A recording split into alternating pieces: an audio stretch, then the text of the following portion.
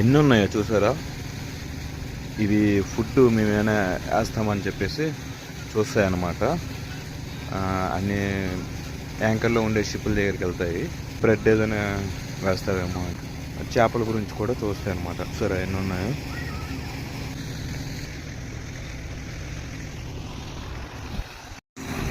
అవి చూసారా ఎలాగ అప్ అండ్ డౌన్ అవుతున్నాయో అలలకి, నీటిలో అలలకి. ఇది పోర్ట్ సైడ్ చూసారా. అటువైపు ఎన్ని ఉన్నాయో ఇటువైపు కూడా అన్నీ ఉన్నాయి. ఇటు వచ్చానని వచ్చాయి, నేను అటు నుంచి ఇటు వచ్చాయి.